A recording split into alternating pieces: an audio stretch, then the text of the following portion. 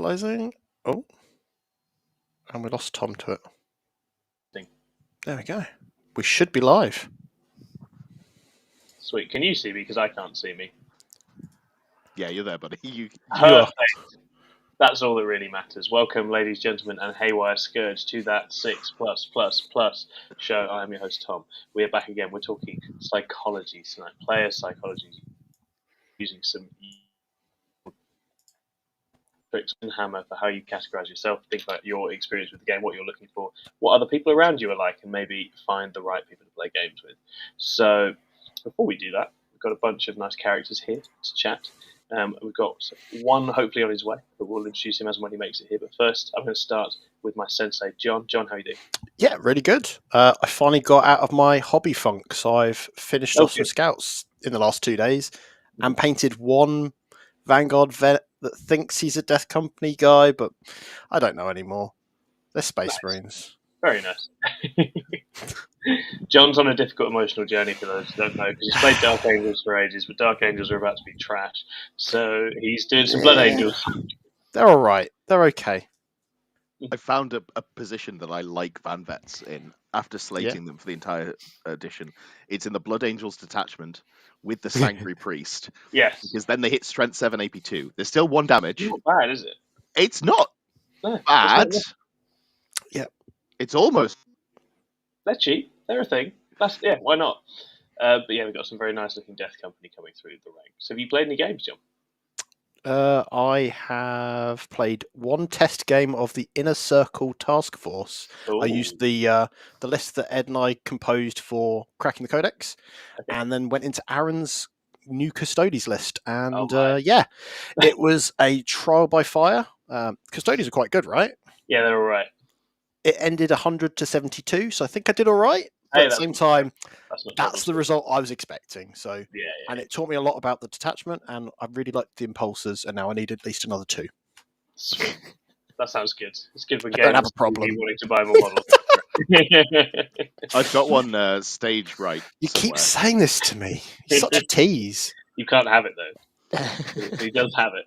You can hear him. You can hear those dulcet tones. I'm also joined tonight by Ed. Ed, how are you doing, mate? What's up? Oh my word! I've had large amounts of sugar and caffeine, so I'm feeling great. Bringing back some timeless phrases as well. I like it. Yeah. Ed, what's new in your hobby life? I've done a lot of Old World, and I've done a fair bit of 40k. I'm back on the wagon fully. You are. Y'all got any more of those TTS games? I played a TTS game against Paul James. There was an event over this weekend, Saffron Slam, that Paul James went to. He played 3 games on Saturday. Then he came home, went, I'm bored, I will play you on TTS. And we played most of a game. And then it got to midnight. I was like, I need to go to sleep. And he was like, I'm going to spend the next hour and a half thinking about Warhammer. You go, girl. Like, what a fucking what a hero. But apparently I've got robot noise, so go to Lewis and come back to me because I have more things to say. That's absolutely fine. I will go to Lewis because we're talking about Saffron Slam, so it segues really nicely. I'm also joined tonight by Lewis, who's wearing his 6++ colours. Look at that. Lovely shirt on display. Represent, boys, represent. Lewis, what's new in your hobby life? I have woken up after effectively spending a day yesterday asleep after Saffron Slam. I'm very much one of those people that I really enjoy social interaction, but it does drain me rather than fill me up. So I literally spent all of Monday not talking to anybody, completely asleep. But it was a cracking weekend, hopefully, as you'll agree, Tom. Oh, it's great. It's always one of the best events there is, right? It's just a lovely atmosphere. Really very kind of you. That Saffron Slam atmosphere, that's what we go for. That is what we go for. And I think credit to all of our players. They kept that atmosphere going. They did exactly what I asked them to do. I do this little spiel at the start of every event about what I want the event to be and how I want people to play the games. And so far, we are basically 10 events in now, and everybody has listened to me in all of those. So it's been a pleasure to host everybody, and a really successful event. And a couple of shout outs if I can, Tom. Yeah, I'm going to boost some egos. Yeah, do it. I want to start with one of our our mentees. Is that what the person who we're mentoring is? Yeah, I like mentees. Mentee, victim, however we want to phrase it. Patrick O'Dell, he claimed this weekend his 5th. That's 5. So that's 50% of Saffron Slams that has ever been most sporting opponent award. Wow. So every other event he wins the most sporting opponent award. And to be honest, to do that in a Saffron Slam, I'm already trying to push that kind of sportsmanship side of the game. I think that's really, really impressive in and of itself. Yes. And actually, crucially, as a result of the mentoring, he's now winning games as well. So to be able to win games and be most sporting opponent. He is infantry, not Sky Splinter Assault at all. Yes. Yeah, no, all credit to Patrick. Lovely man, really lovely man. Yeah, definitely. Big shout out for him. Probably shout out the People's Champion, Jack Tite, as well. Yeah, he deserves it. Our 6++ listeners chose him. He put himself forward and said he'll run whatever the listeners decide he will run, and they chose for him a mono-corn demon army. Hilarious to watch, especially when he paired in round 1 into the ravine and decided to shove an entire corn army down the ravine to his Admech opponent was not able to deal with, so got overrun. And actually, to be fair, despite the kind of handicap of just running Bloodletters and Blood Crushers, he took a 4-1, which I think is an incredible achievement, and actually I think shows what a properly great player can do, even with a list that isn't the most overpowered. And finally, Tom, a shout out to your good self. Not for winning. That's for another video.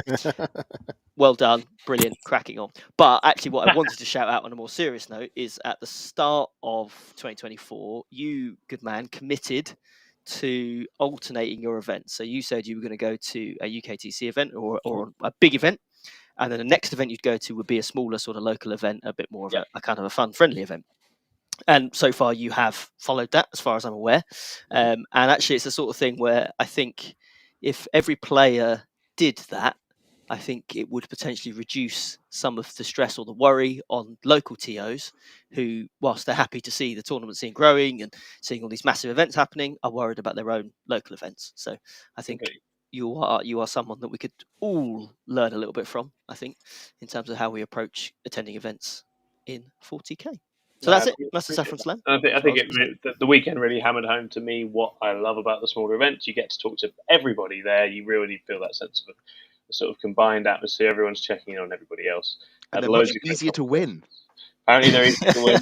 Yeah. Well, I didn't go with the intention of winning this one, but it happened sort of accidentally. The Drakari did well. I had a good time with the Drakari, and I really enjoyed the games that I played. Actually, looking at it, I managed to play pretty much the entire top 5, except for Jack Tide, which I think was big in my forward progress towards getting to the top of that event. But I was really delighted with the quality of games that I got. I only had one game where I felt like it was a mismatch. Everyone else I played was really strong opponents on decent but like interesting lists, and we had a really good time. So no, really chuffed with it, and yeah, I'm going to keep doing that. I think for every big event, get to a little local one. That's my plan. I'm really enjoying it so far. I think it's nice to mix that up.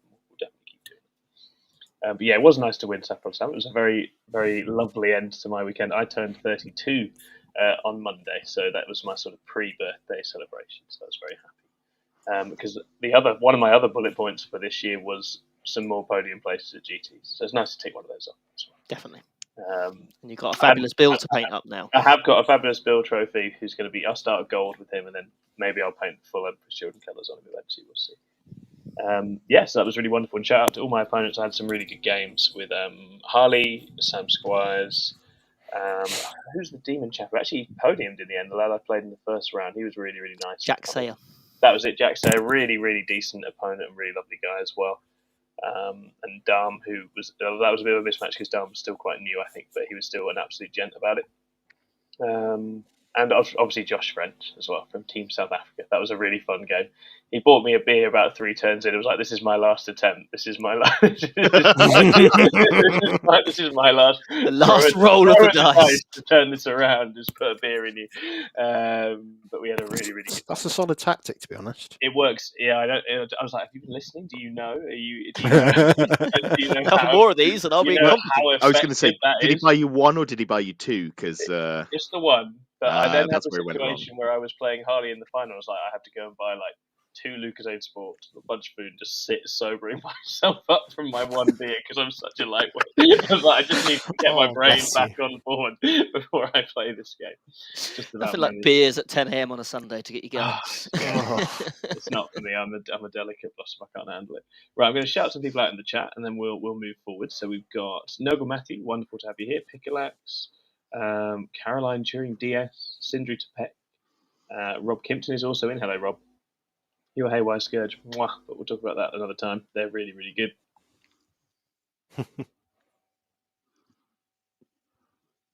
Because he did put his army up for community vote, and still absolutely bashed everyone with just so many corn demons. It was really, really cool. Really exciting to see.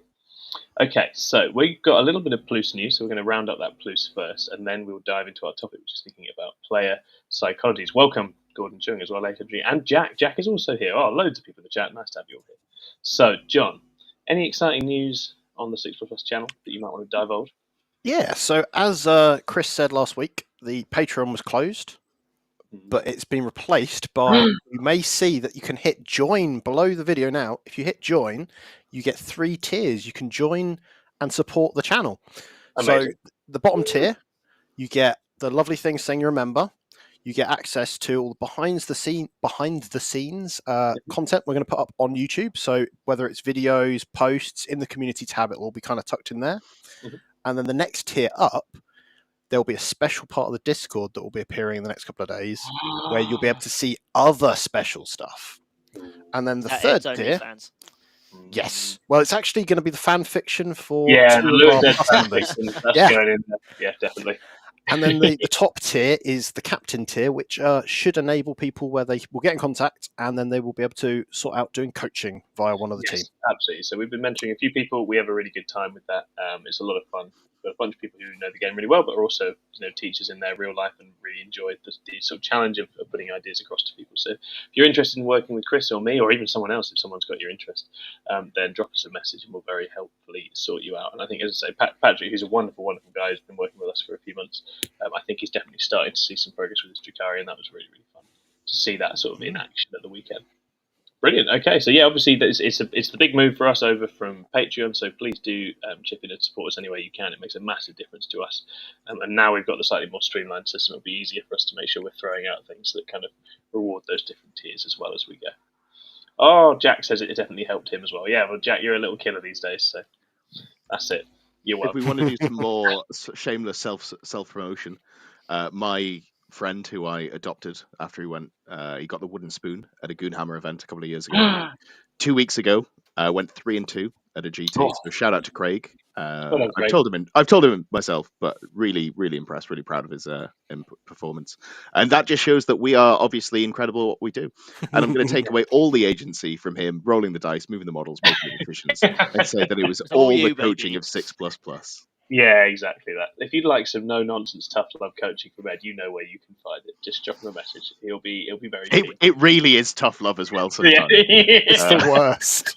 It's different approaches, isn't it? It's different approaches. I think that's great. We've got personalities for every situation, so I think it's really definitely something we can definitely provide. Oh, nice. We've got someone who played Craig. Yeah, Super Strudel 3's chiming up. What a game. And Kermit as your avatar. Fantastic. Love to see it. Love Kermit. Actually got a mug with Beaker on for my birthday. Beaker's my favourite. Nice. Because I look like him when I do this. Anyway. Podcast listeners. Tom was transposed if you're by listening Beaker. I look like Beaker. Don't worry about it too much. Super Strudel says Ed does like to crack the whip. Well, yeah, that'll be in the fan fiction as well, so you can enjoy that. That'll be really. I didn't co-sign on any of this, by the way. Just I understand that makes you more interested in writing it, But I am just going to put it out here so I have it on record that I didn't. I'm not going to use the word consent because I'm not consenting, but I didn't sign up for any of this. I don't see how it could possibly get out of hand. No way at all. Speaking of things not getting out of hand, I do want to have a little bit of a disclaimer about this evening's topic. So I have a psychology degree, and I've never worked in psychology. So my opinion is as relevant as everyone else's, but it lets me say things a little more smugly. Like normal then. Yeah, I was going to say, where's the difference? I've got a reason to sound smug at all times, buddy. I got a long list. So player profiles are a great way to think about how you might want to approach the game. Don't reduce people to them. If you look at things like the Myers-Briggs, it is pseudoscience. It's bullshit. Don't reduce people down to how they fall in a chart, but have a good time with it. Think about how it benefits you and benefits others. Absolutely, yeah. I think we don't want to be thinking about anything we're talking tonight as deterministic, right? And I think there's always a massive risk when people do that. But it's ways of thinking about and grouping different experiences and types of ways of it's having and it's inspiring a little bit of introspection rather than this is what you are now. You have no choice. That is the end of it. Let's absolutely not have that. Sydney says I need a smoking jacket and a pipe to drive home the smokiness. I may have the smoking jacket. Fantastic. Not love to see it. Oh, you need to wear that in more content, I think. Yeah. Good to see you here as well, Davey. And a couple of shout-outs as well for our wider team, because Joe went 5-0 and came second at the Warhammer World event with his Custodies over the weekend, which is awesome. And Rob Kimpton came 9th, I think, with the Drakari, so another really solid result. Me and Rob were chatting, and we realised that if you take me, him, and George from Real Space Raiders out of the win pool for this week, Drakari's win rate with the new detachment is 38%, which is a little bit concerning. But it's not. It's a finesse army. As someone who's been on the receiving end of the finesse army quite a lot by somebody who's quite good with it, I can tell you that it does take skill to play. And God, it's so fucking annoying when they are good at it. I hate elf bullshit more than I hate anything in life. But I will admit that if you're good with something like that, it is night and day. And it should be that way round. It shouldn't just be you push it forward and it does the thing, because we saw in 9th edition, it's not fun for anyone. I don't know. There were some players who made some careers out of that book in 9th edition, I think. Yeah. Good times. That is not what this detachment is. But if you are interested in that, speaking of content that we've got coming up, I will do a report of the GT win at Saffron Slam with Sky Splinter Assault, and I will go through all the games in depth. I'll go through my sort of thoughts on how the faction plays and ways that you can get juice out of it and how you can use it on the board. I had a lot of ideas going into this, but I didn't have the practice and the vindication, but I think now obviously I do, so it's a really good position to talk about it. And hopefully I can sort of give a little bit of insight into how you can use that detachment, the different units in it, to get the most out of it. Do avoid lots of artillery and or custodies, though, because I don't have answers for you. I don't have solutions. You won't see custodies, Tom. What are you on about? They're not a thing. There was one custodies player at Saffron Slam, but I managed to duck and weave around him without having to deal with it, so it's fine. I do want to say, how fucking hot on custodies was I at teams where I was like, I just want to play custodies. What happened over the weekend? You're on the money. You're on the money, 100%. That's exactly it. They were just waiting, and they're going to be a real force now. I think for quite a while. I think the game's going to see a lot of. If there's one thing I understand, it is T6 models with an invuln. Yes, true. It's just ranged with a melee output. Very scary. Right. Okay. Have we got any other content that we need to account for, John? I think you had one video out since we were last on. So we did the Unforgiven task force video for cracking the codex last week, so that came out on Friday. Obviously it's the index detachment, but we're kind of looking into it and seeing whether it still holds up and whether you can kind of play it, or do you just go into the kind of the detachments in the main Space Marine codex. And I think we came up with some interesting ideas behind it, but watch if you want to see what we really thought of it. So yeah, absolutely. There is one reason to play that detachment. Yeah. Ooh.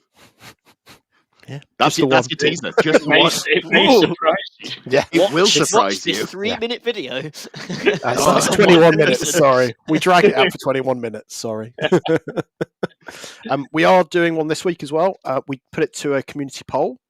We asked if people wanted another Tyranids detachment or a Necron detachment. No one really cared about them for some reason. They wanted to hear about Sky Splinter Assault. So, oh, did they? Oh, you guys coming on my patch? Outrageous. Okay, no, that's fine. I look forward to we were going to say, depending on scheduling, do you want to be on?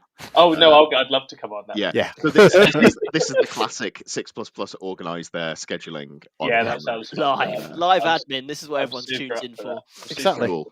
Oh, speaking of, so Rock and Stone, we're going to do that this week.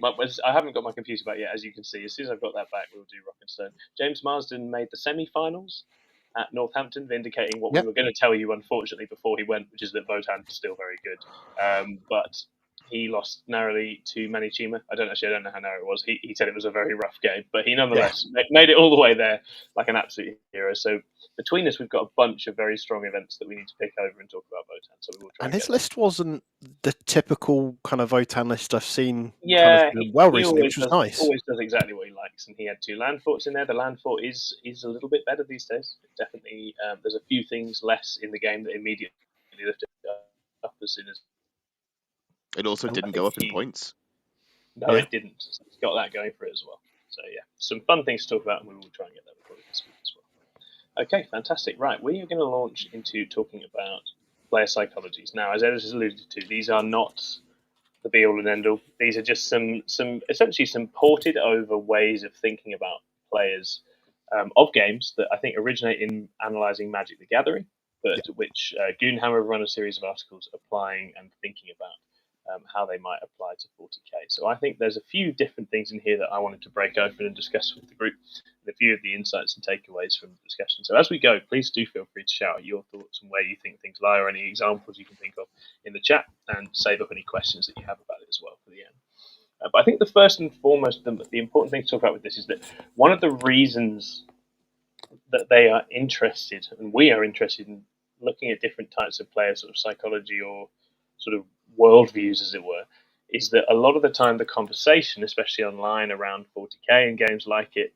puts everyone in one of 2 very streamlined camps, right? You're either a competitive player or you're a casual player, this kind of casual competitive binary. What do we think of that, first and foremost? Before we dive into this, is that useful? Is that ever useful? No. And if so, how?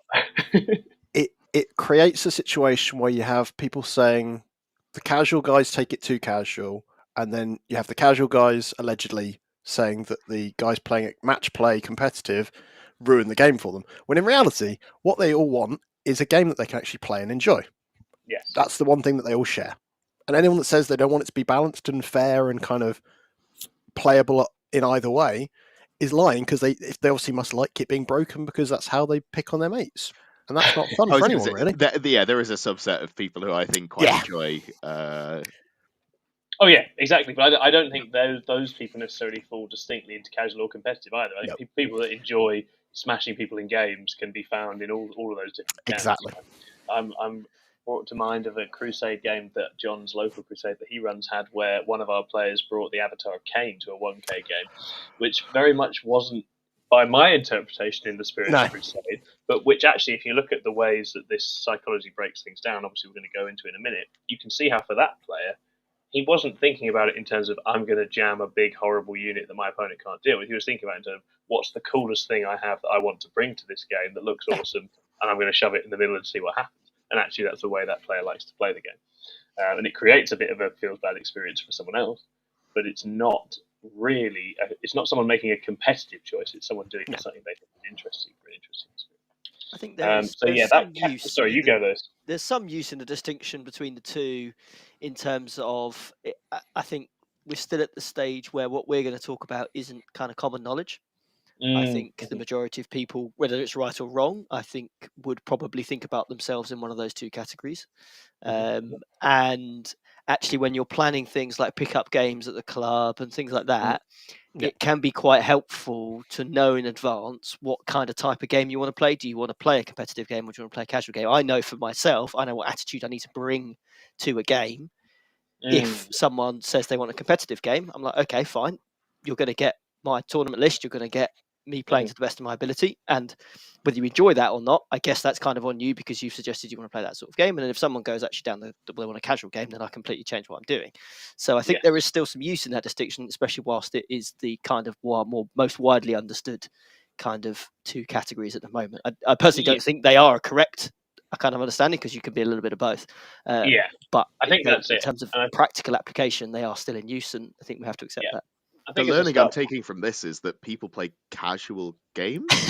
You never really existed in that spectrum, but they do exist. I have deliberately not signed up for Crusades because I know that I can't make give my opponent a fair experience, because I'll be like, here's a fluffy list, and then like 10 minutes later, I'm like, so if I put 3 of these war machines in at 500 points, hence why for Old World I suggested some fairly stringent restrictions for me, not for anyone else. Yeah, exactly. And that's an example of you knowing yourself, right, and knowing what kinds of things work and knowing what kinds of things don't. With casual games, I've always found that I will be told someone wants a casual game, I'll rock up with some weird fluffy shit, and then I'll get my absolute ass handed to me. It's happened over and over again. First time I played Adam, I had James R and some Howling Banshees and a Wave Serpent, which was not a meta thing. And Adam wrapped the entire thing with Possessed and killed them. But in Adam's defense, he didn't know what wrapping was. God, disaster. Where he just did it and was like, "Oh wait, hold on. Does this mean you can't get out?" Thing happening? Yeah, it was pretty much that sort of situation. It was in that moment how it worked. Yeah. And so That's rational capital arts does feel bad mean army not competitive. So feel bad is an interesting one. I think feel bad is usually where the expectations of the two people perhaps aren't meeting. Right. What one person was hoping to get from the game isn't being got, and they're feeling hard done by or sad as a result. And actually, as we dig into these kind of archetypes in a moment, I think that the thing with the casual competitive is it kind of posits that there's only two ways, where actually there's a lot of overlapping parts to this, and people embody a whole bunch of different traits. And that's what this is trying to unpack and represent. So with that in mind, I'm going to outline these. I'm going to give you the full 3 that we're using tonight, and then we'll sort of unpack them in detail, right? So to speak very broadly, the types of psychology they're offering here, and these are all male gendered. There are alternative genders available if you'd like to use those. You're entirely welcome to. We have Timmy, first and foremost. So Timmy, as a type of player, is playing to experience something. So they like drama, they like big, interesting things to happen, and they build towards that experience. But they're about the experience. The exact experience they're after might differ. They might want to win massive with a big, scary monster. They might want a really social time where everyone feels really good and happy. But experience is at the heart of what they're seeking to get. Then you've got Johnny as a player, who is looking to express something. So creativity, innovation, this can be about using an army in an interesting way. It can be about having a really weird theme that no one's seen before. It can be about making off meta choices but then making them work, or combo plays or other things. So there's about showing something off in terms of how they interact with and play the game with the Johnny character. Finally, you have a Spike character who is out to prove something. So this is more about demonstrating your success or your capability. How good are you at something? What's your achievements? What are you capable of in the game? And as you may notice already, there's going to be some overlap between these different categories. So those are our sort of 3 broad types, right? Experience, expression, and proving. What do we think as those as a start point before we unpack the sort of the fine details? I think the overlap is really interesting because I think the article goes into a lot of detail about saying that you can definitely be more than one of these things. Of course. We contain multitudes of it. We do indeed. Yes, there's a lot of crossover. And I think there's probably a bit of an opportunity to actually kind of tailor your category depending on what type of game you're playing. Exactly. And tailor your approach and your expectations into one of those different categories. Although fundamentally, you do fit into something, amalgamating one or two of them. Yes. I guess, given the context that we're talking from, everyone here is Spike Plus. Because despite my tongue-in-cheek, what's a casual game? I wouldn't describe myself as a Spike. No. But obviously, I am going to a fair whack of events. I am trying to, become the ultimate Pokemon master, beat the Elite Four. That sort of... No, I think that's completely right, and we'll get into it because I resonate with certainly a couple of aspects in the other two. But when I do those things, I am always still trying to prove something. Yeah. I am never not trying to prove something. When I play 32% win rate GSC in 9th or 29% win rate Votan in 10th, I'm having fun with it, but I am also showing off because I'm like, look, I can do better than the people say this thing is. So that is still a spike-like quality, however else I might choose to frame or think about it. So in that sense, it's quite helpful to think about the way they attach to each other. Right? And it works almost invertly for me as well, as an example, Tom, because I want to try stuff that doesn't work and go, well, see if I can make this work. And then when it doesn't work, it's almost the reverse spike. I'm trying to prove that it works, but it doesn't because I'm not good enough to make it work, if that makes sense. So sometimes you get in a situation where you're trying to prove and be unique and it fails. And well, so no, I had it with Thousand Suns the other week. No, literally that, where I was like, I was sort of talking myself into trying something out, and then it didn't go very well.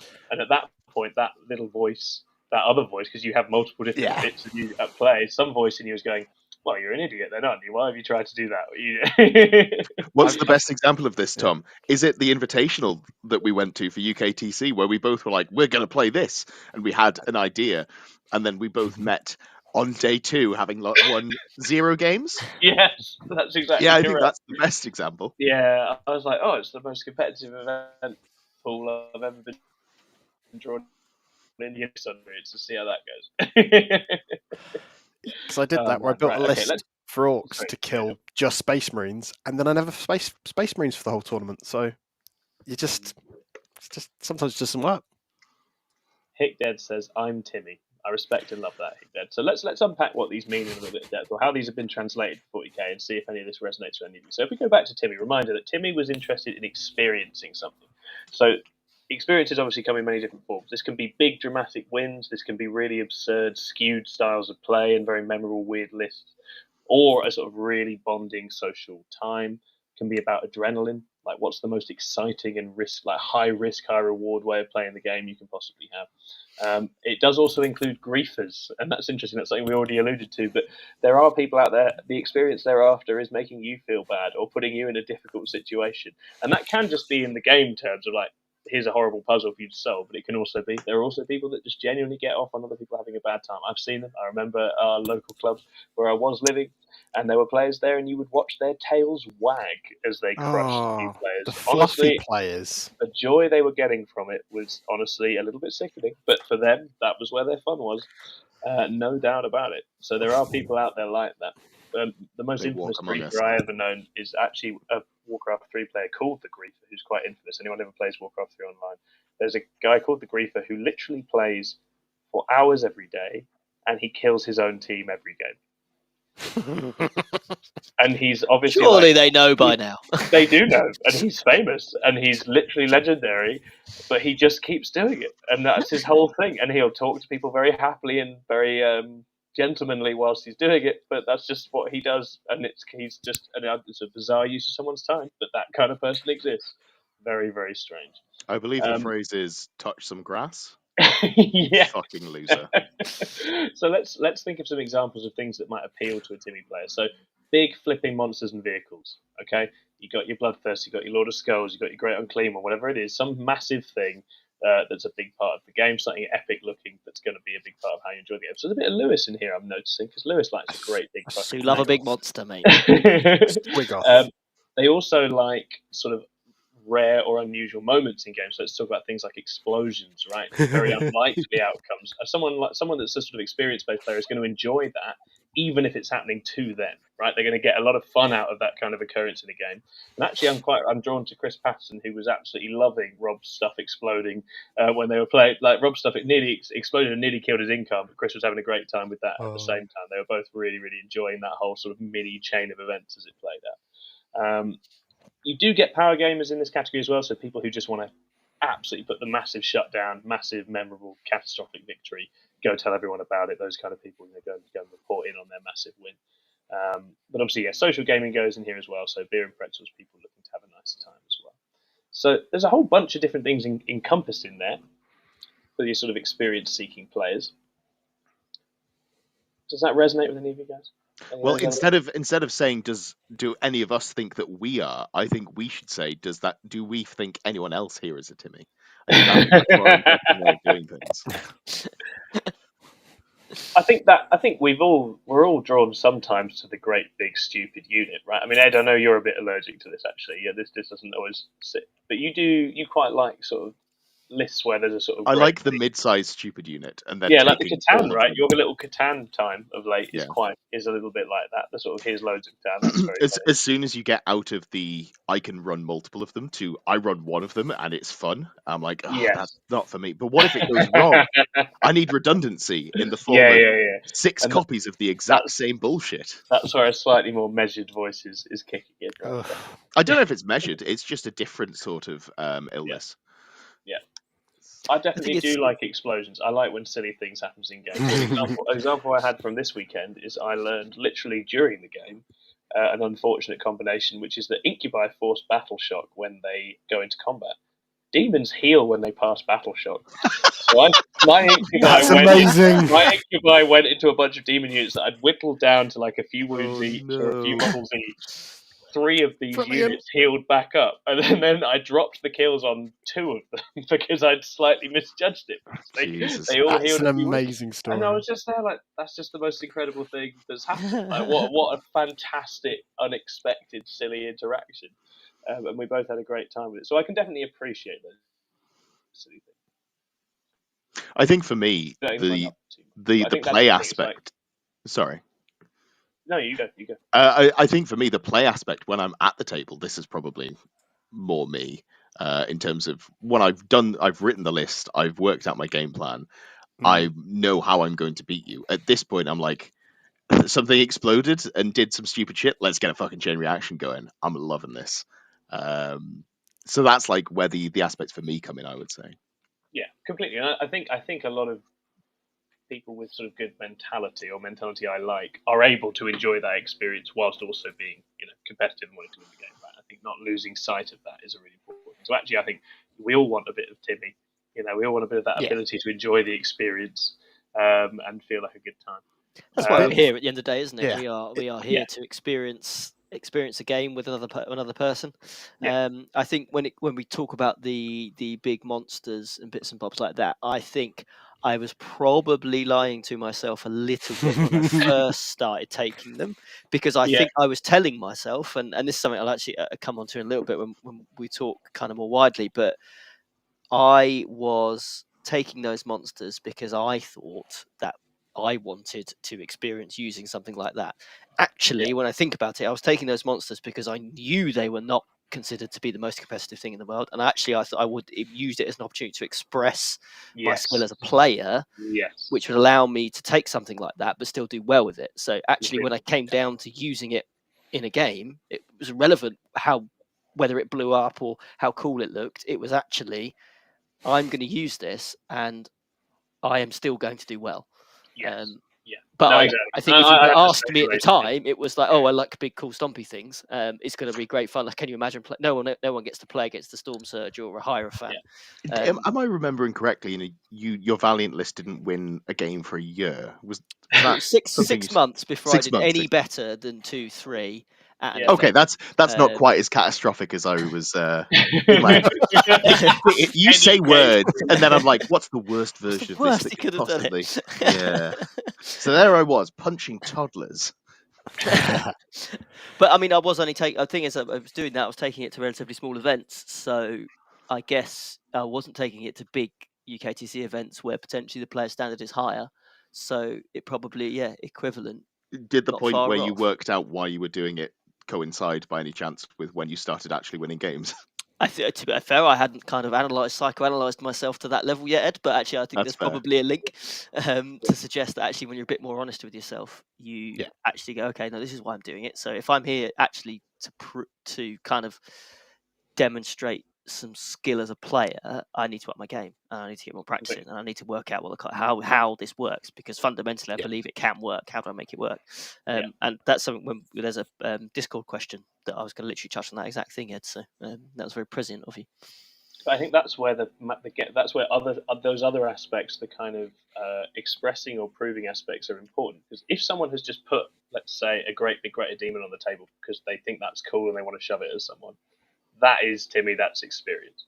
If they've looked at it, they've thought about the combinations, they've thought about the output, they've thought about how it goes into other things that are out there and how they're going to use it, at that stage they're well into expressing, improving, and all those other things. Right?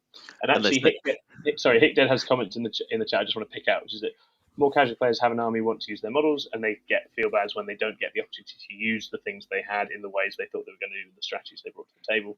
More hardcore players are good and fine with getting parts of their army wiped out, and they can change and adapt to what's happening on the board. And I think that's absolutely true, Hickdead. And again, I think that's where that experience versus expression and proving comes in, because if your plan was bring the big monster and shove it forward and hopefully it's going to kill some stuff gloriously as you'd expect, and then that doesn't happen, that's sad. If your plan was this is just a big asset that I'm using in XYZ ways, then its death isn't that important and you can bounce back from it, and actually it's often a big part of the plan, right? You've shoved a Great Unclean One in the middle on purpose. You know it's going to die. That's part of what you're doing. But it's so I think that again, that's where that distinction of the layers we apply on top of this stuff as more competitive minded players who are trying to express or prove things, I think perhaps set us aside a little bit. So that's a really insightful way of looking at it, because that is a running theme of players I would term more casual, is they don't deal well with casualties. It's the brittleness of it. So I was very much like that as I was exploring, dipping my toes into being more competitive, that I'd go, but why isn't it working? I wouldn't accept that it was me that was at fault. And it was the whole, I'm pushing it forward, I'm doing what I think it should be done with it, and it's dying, and I'm then losing the game because of it. What's wrong? And it's that frustration of not being able to make the connection that you kind of like, without understanding where it's going wrong, you're then going to have that frustration. Then you go, well, it's obviously my opponent or some dice. The famous one is always people go straight to the dice, right? They just go, well, obviously I should have rolled all those 6-up saves. Bloody orcs. Harley, if you're out there, you did get dice and you got dice. He's in the chat. Haywire Scourge killed 3 Terminators with 8 shots without any rerolls. Absolute insanity. Complete insanity. But I think that's your Dakari dice. No, they weren't. Need to check them. That is something interesting that I see as ATO. I see these different kind of categories collide at an event. I think especially in the early rounds of an event where the pairings are more random, i.e. someone who's a Spike could get paired into a Timmy, and the Spike, through no fault of their own, they've come to the event for their reasons. They're perfectly entitled to be there. They want to go and win. They want to prove that they're very good at the game. All that sort of really important stuff. They're paired into a Timmy who's just brought his 3 Baneblades or whatever, and just gets annihilated. Timmy hasn't had a chance to have an experience in that point. Spike has proved something in that he can just utterly annihilate a player and progress further in the event, which is brilliant. That's one of the main motivations for a lot of people to go to events, isn't it? To go and do well and prove that they're a half decent player. But Timmy's left sitting there going, well, hang on a minute. I thought this was supposed to be something that the two of us were kind of working together in, and I brought all my nice toys and they've all just been destroyed, and I'm feeling a bit down because I've just been annihilated. So I think it's really important at that point, then hopefully the pairing system starts matching people who are there for similar reasons, or I don't know whether it matches category to category, whether that actually works out in reality, but in theory, you start matching people with the same mindset if mindset is linked to performance, which I don't know if it is or not. Completely. And I think that's where there's different kinds of spikes as well, because I think some people enjoy those kinds of games more than others, right? I think some people feel like they've got some sense of validation out of a win like that, and I think others don't. So I know a lot of our team don't take much pleasure in those kind of games and don't see it's a much, hollow victory, right? like what's the value in it? Like exactly, it is just a mismatch of what people are seeking to get from a game, so there's not much to learn from it, right? And so if you're interested in seeing the game at that level of what we're trying to solve and prove and compete at the top, that's not data that's of any use to anyone in that struggle, is it? It's just a thing that happened, an outlier really. So it's quite sad in that sense. Harley says, is Lewis referring to me being done in most games within an hour? Harley, all your games finish pretty quickly, mate. But again, so if we take Harley as an example, Harley is someone who is a competitive player and is very interested in demonstrating his ability with the game and his list writing and his play, and that's what he does, and he does that very well, right? And I don't think Harley should ever need to apologise for being that kind of player, because that's what he is. And also, having played him, he's a very lovely sporting gent, so he's not. There's no sort of malice with that. It's just how he sees and expresses the game. I think to an extent our captain's a bit like that, right? I think Chris is quite a competitive player in how he sees it and thinks about it. Really, he doesn't tend to sort of get sidetracked by anything too sort of fluffy or nostalgic in what he's doing. He's always very good at just getting on and taking, the right things. And he insists on playing scoring heavy armies, despite my attempts to make him run big stupid units. So we have that moment on the show every few months where we'll tease him for moving, but in terms of playing and performing well, he's doing exactly the right thing at the right time, almost every single time, right? And he doesn't waste time sort of doing other things. So I think that's one of the things. And every now and again, he does get sidetracked and become a world eater's main or everything else.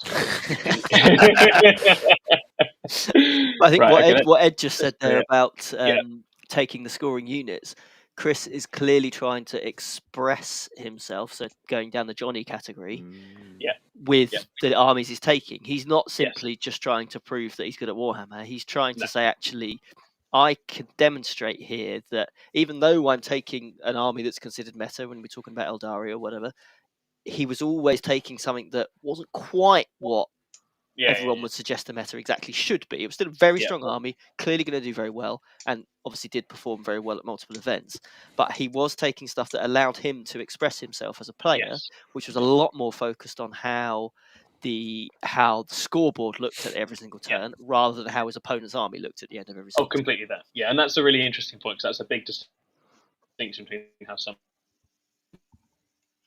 do pride in its army, other people like to just win on the score, and that's a different style. Like my favourite's always been, I have nothing left at the end and I've won the game. I love that. I had a game just like that this weekend where I had 5 Cabalites left against Josh French at the end. That was it, and I've won the game by a decent margin. I'm like, that is my favourite game. That's my perfect game. That's exactly how I like every game to go. You prove something, you killed the shit out of me. I've proved it doesn't matter.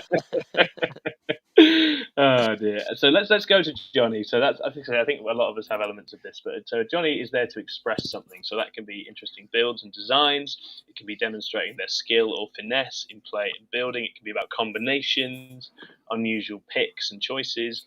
So if we're thinking about this for 40k specifically, this can be people who want to build their own lists, put their own choices in. They dislike just net listing or immediately copying other lists that are out there, and they dislike being perceived as such as well.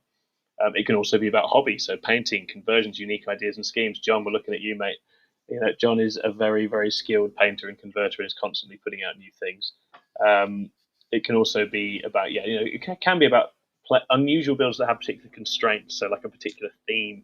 I'm just going to run pure homunculus covens or something like that. But this is, I guess, where the more creative side comes out. And I think the important thing with this is that this can very much be a very competitive exercise, right? But it can also be completely not. What do you reckon to that category? It's in equal measures where it could be a really informed secret source unit that you're bringing out that no one else has spotted yet, or there's a reason why no one else has brought it out yet, and you're just finding that out by taking it to the table. So it can be a double-edged sword, right? I've done that a lot. Like, I went 1-2 an RTT at the beginning of 10th because I took the Lion in Gladius with a load of Blade Guard. Yeah. If I'd played on the clock in one of my games, it would have been the 2-1.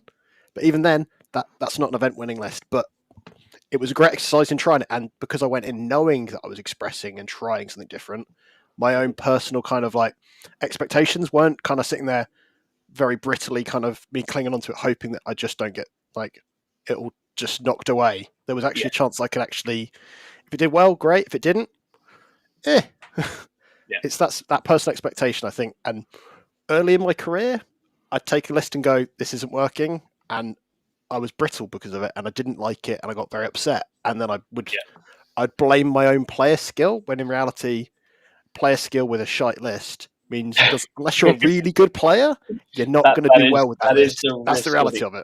Right? And there's a reason. I mean, a lot of the very best players in the game will tell you, run the well-known established stuff first and work out where you're at in terms of how good you are, and then express yourself. Because if you're trying to express yourself before you've got all the basics of being a good player, you don't know what's you needing to get better and what's just having a less optimal concept. Right? So I can totally understand that way of thinking about it. And just to make a firm, not at all inflammatory statement, you're not good enough to work out what's the thing that's nobody else has noticed. There's very few people who are. Let's be honest. You know how most of the top lists end up sort of coming about. Someone will notice something. They will talk about it to their close group of friends. Someone in that will talk to someone else, and then someone about 6 down the line goes, shit, why didn't I look at that data sheet? Hold on, if I do this, and this, then they'll play it 10 times, and then you'll go to LGT and Chaos Space Marines will win, and nobody saw it coming, apart from the people who did.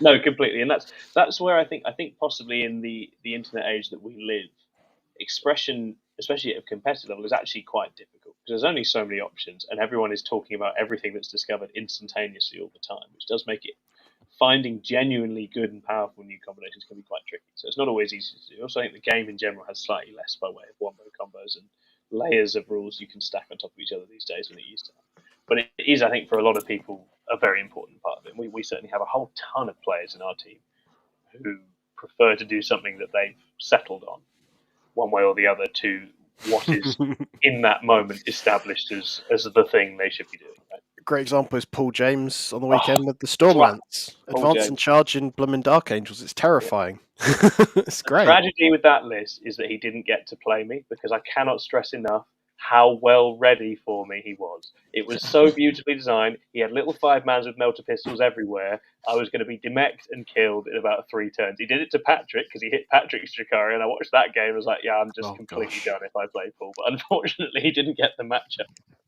I think turn 2 into Patrick, he has there was 20 Terminators in Patrick's turn.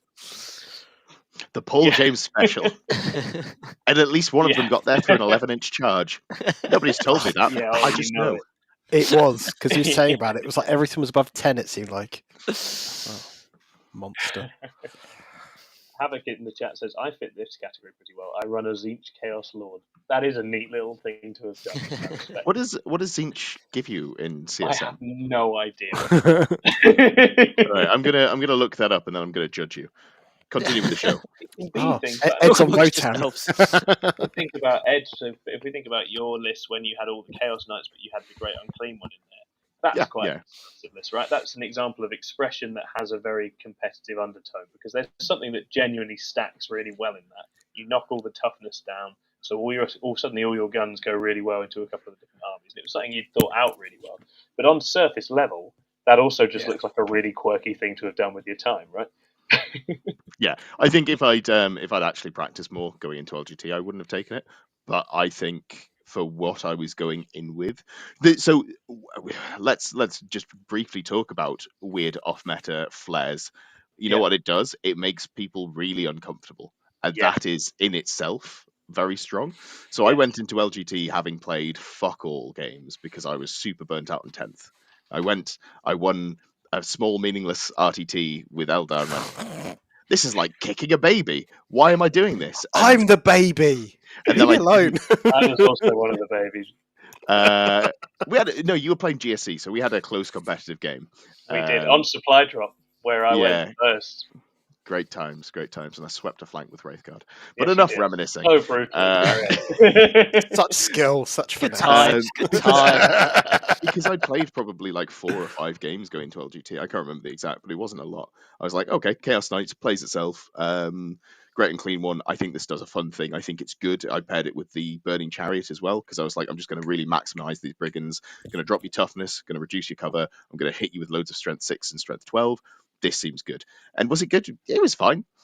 It turns out just more of the efficient data sheets is really good. Like now I'm fully on the 6 carnivores at all times. Maybe drug some brigands. Like, fuck it. I don't care. So yeah, that was going back. That's just a good example of, innovation for innovation's sake, as opposed to it being worthwhile. Which I'm always very guilty of. The trademark for me is always, are there like 2 more characters in here than there should absolutely be? And I'm always doing that because I just love Here's 1850 points of a good list, and then some bullshit. Yeah, I just love that. I just love talking about my list generation, Ed. I mean, the 3 of us are definitely guilty of that. I think Lewis is probably just right. I've got 50 points extra. I'll put in an extra character. Yeah, we could take Lewis's Tau list at teams as a good example as well. Where again, it looks quirky. It's got a storm surge in there, but again, if you think about how it works, you can't just bring it down and homers against it, which is what everyone that ever plays against Tau these days has conditioned themselves to do. So suddenly they're in a position where they're like, how the hell do I play against Tau if I can't do that? In a very different position. So again, it's smart, but it's also interesting. I just need to jump back in here. Havoc says about the Tzeentch Chaos Lord. He says it's not good. It's purely flavor. I'm no longer judging you. You do you. That sounds great. He does say you can regenerate Terminators in the block with the stratagem. So I see. That's not nothing. And there's a purpose. Yeah, I get you. But as I say, that's an example. You've thought about it. You've seen what's in there. You're not just doing it because you have got some lore where your particular Chaos Lord is a Tzeentch follower and he's got like a Thousand Suns helmet. There's a bit more to it than that. But it's interesting, and you can see how these different things kind of intersect. Right, okay, let's go to our final type. Let's go to our spikes. So spikes are out to prove something. They want to demonstrate how good at the game they are, how their understanding of the meta. They probably have a reputation in the community that they want to maintain, credentials. They're very interested in the outcomes in particular, what is achieved, as well as reputation. So this can be about innovating, and spikes do innovate, but also they are not necessarily very attached to creating. They're very happy to just take something good and use it and demonstrate they're good with it. They're very happy to borrow armies. They're not like specialists. They're not particularly attached to one army most of the time, though there is an important caveat, which is that chasing after best in faction can very much be a spike thing, right? You want to be the best. You want to be the number one in a particular category, but you've just set yourself limits to what you're trying to prove in that sense. And so you'll get people in that camp who are innovators. You get plenty of people who would do what we call net listing. They're very happy to go and get their ideas from other people. As let's face it, most of us do, even our lists as well. So yeah, I mean, I think a good chunk of spike is in all of us, right? I think I'm definitely a spike when it comes to what I want out of an event. I think I'm probably more of a Johnny when it comes to what I do in terms of list creation. So I think once I'm actually at an event, I have a very spike mindset. Prior to it, it's a very much more expressive mindset. I think we've chosen poorly because that's all four of us, isn't it? We're all the same. Yeah, but I think this one, I guess, if we're in a competitive world, which we are, then some degree of this is always there. I think I've become more like it with time, probably even in like the last year and a half. I don't think I would have cared about much of the things I care about now in terms of placings and rankings and stuff that I do genuinely follow and keep an eye on now in a way that I just did not care about at all when I was first playing this game. But that's more of a reinforcement thing where like you achieve a couple of things and then you're like, oh, I liked that. I'd like to do that again. Now it doesn't feel as good when I don't do that. So, and this is a cycle I think a lot of players do get caught up in. And I guess this is where you're sort of meta chasing and the sales mechanism of the game comes in, because our game is changing all the time. So the criteria you need to meet to achieve the sets of things that we associate with achievement in this game. So your 4-1s or your 5-0s, your podiums, your rankings. If you're going to keep achieving those, you often need to jump from thing to thing to thing to thing, because that's how the game works. And so that's a big part of being, I guess, a sort of very top of the game, kind of competitive. I guess if that's the case, if what you're out to prove is that you're the best player, period. Exactly. I think if you're out to prove that you're a good player, or as you say, go for the best in faction or something like that, I think it still applies. It's just you've got to set what you're trying to prove yourself, haven't you? Completely. You have to have a bit more control. No, definitely. Like I personally, I can't stand net listing. I understand why people do it, because it's why do all that work for yourself. So I wouldn't feel like I'd achieved anything if I took Eldari at the start of 10th edition and won loads of events with it. I could win a super major with it, or win a big GT with it, and I don't know that I'd feel I'd actually achieved anything. You don't. It's very hollow. But exactly, but that was a small event. And I don't want to take anything away from the players that do that, because obviously, regardless of how good your list is, it takes a lot of skill to go and win one of those events and win 7 games in a row, whatever it is. There's a lot in that. Not with Release Elder. But eventually, at some point, you come up against other Release Elder. So you come up against someone. Exactly that. So there is the mirror becomes. Then you just need your Elder dice. and to go first and delete their Wraith Knights before they delete yours. I guess, and that kind of reinforces the point then, what is the achievement? But I think there's, for me personally, I feel like there's more to prove by taking something that isn't quite as good and doing well with it. But completely. I guess one of the ways you do that is by deciding a list that's off meta, and you're expressing yourself in your list design. What you're trying to achieve. I've got two experiences that, in some ways, very similar, but actually completely different. That I kind of highlight this. I came second at a GT with Release Harlequins, and all I came away from that feeling was, not only have you done this awful thing to everyone at this event, you've also not managed to win. You idiot! You complete, because Lee Churchwood absolutely did me in round 3 as only Lee can. But then this weekend, where again I really wasn't going to win it, but I then won it with Drakari, who I love to bits and who are sort of in a perfectly good spot, but not like game breaking. That feels much better. That's a much better time and application. I enjoy those kinds of outcomes significantly more.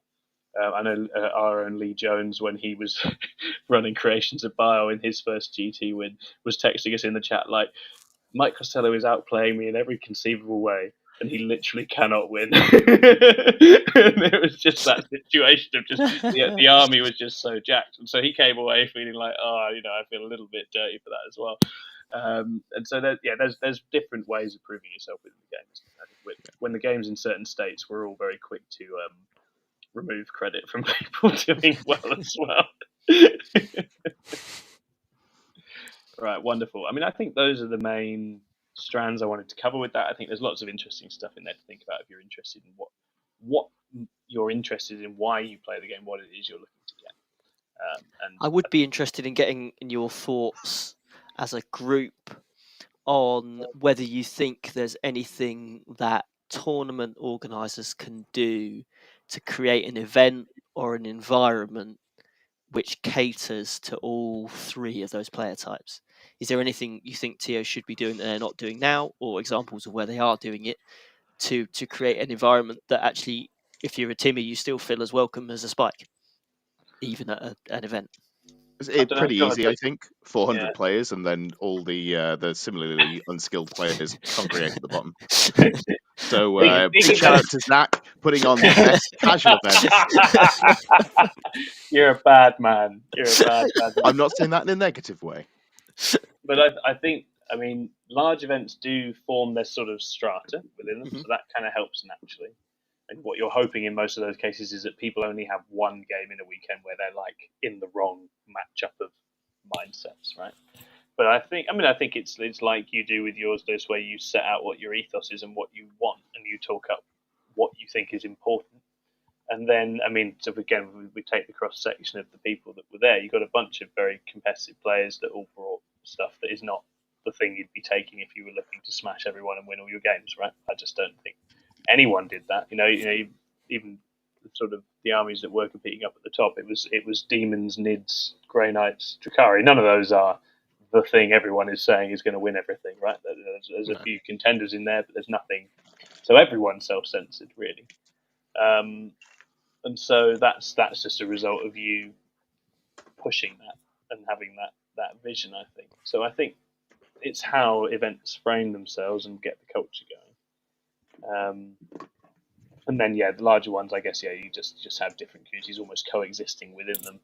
But I think because events do contain all of these different types of ways of expressing themselves, I think one of the things you can do is just reward those different things. So that's where things like Best Painted come in, Sportsmanship Award comes in, all those different things. They represent and vindicate different ways of being and thinking about what matters, right? So I think that's really good. I do think, and I'm not going to make you embody this because I have a vested interest now, but I think probably not having space points if you wanted to go very chilled and fun would actually be one way Does of that not ensuring start excluding the kind of Spike end? Exactly, it does. Exactly, it does, and I want those space points, so don't do that. No. But if you were pushing to go away from that bit of the spectrum, that's one obvious direction that you go. Right, don't have rankings points going. Here's the thing: do you like selling tickets to your events and being able to afford to book there a we hall? go. Which don't do that then. In and of itself tells you that perhaps a significant number of those going have a lot of spike in them, whatever they might think. 100%. And I think that there is a world where all three categories can coexist quite happily and have a engaging and fun time. It's just making sure people are trying to do that and doing it, I guess, with open minds. Yeah, there's a few people talking about narrative campaigns in the chat. I love a narrative campaign, and I'm well up for it. John does the Warzone Fastest. I love that stuff. I really, really enjoy it. It's extremely fun. Apparently there's a narrative at LGT this coming year. Yeah, it's quite fun. Anything with a big map gets my vote. Just do a big map, and I'll be there. I'll play. If you tell me I can have a little tiny meaningless bit of coloured territory on the paper, I'll go nuts and just have the best time ever. So that's. So I mean, it comes back to what Ed was just saying. I tried that, and no one bought any tickets. I'd lost a lot of money on that event because I hired the hall and couldn't get enough people to turn up to actually want to go. To be fair, that was the result of a 3-month psyop that I put on. It's just like, guys, he's a real dickhead. Don't buy his ticket. Break him spiritually, break him mentally. Unfortunately, I picked up Magic the Gathering after that, and now I don't have time to ruin your life and play Warhammer. So I think would have been feeling so much better recently. There's often that element as well that I think your more casual kind of relaxed play, your sort of your tip one those sorts of end of the scale, often almost lying to themselves that they don't want to see how well they do, but then get upset when they do badly and get the wooden spoon. So ironically, by having the space points and stuff like that, it's like those guys are coming in their little club. It's who's the best out of their club, and it's their own little kind of ranking system almost at the bottom. So it's sometimes having that stuff kind of still caters to.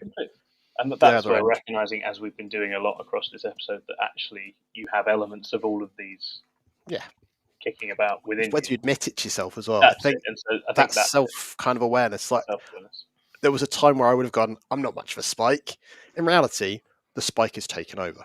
Yeah. I'm not going to lie. Came back after my little break, and my kind of thing was like, I want to do better. What is making me not do better? And it was like, it's because I keep making stupid decisions. Stop making so many stupid decisions in list building. You can just blame your own performance at the tabletop and blame the dice. Done. Yeah, and I think 10th edition is very much set up for that, isn't it? I think it's probably the most competitive edition of 40k that we've had, arguably.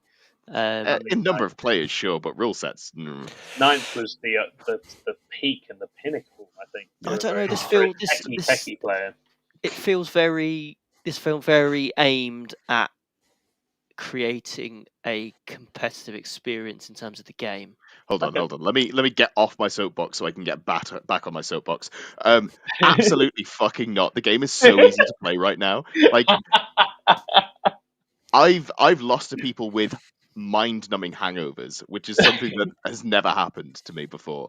Like there is a limit to how much primary you can deny, because you get primary for waking up and turning up to the event, and then the secondary game is so dog shit that you can go, I'm gonna take these 2 secondaries. Oh, I got almost all my points. I'm very skilled at the game. Well, have you know, maximum deploy teleport homers is really hard sometimes. Sorry, I don't know what came over me there. I take it you don't agree then, Ed. I think there's a competitive element of player who at the moment would feel that the overall design of the game doesn't give you enough space to prove yourself, perhaps, or indeed to express yourself on the score. Well, perhaps then it's me linking the ability to have that variety, which is gone in terms of like list ideas and stacking. I think in that like sense, that, it's quite I link that more to kind of a narrative feel than a competitive feel. It feels like because the game is simpler. Yeah. There's less kind of caters to a wider audience outside. As well. It's more about turning up and doing well on the day rather than coming up with a weird combo that no one's ever thought of. But what's interesting in that is that you can read both those things exactly the same. Right? So you can read the layers of rules that 9th, for example, had as what they were trying to do in many ways was give you really cool ways to play whatever plague company you wanted and tell the story about the Rockbringers or whatever the hell it was. What they did in practice was give you 10 million different ways to break the game. Yeah. And both those things coexisted. And as you say, 10th is more simplified in that sense, which means there's slightly less options for narrative flavour right now.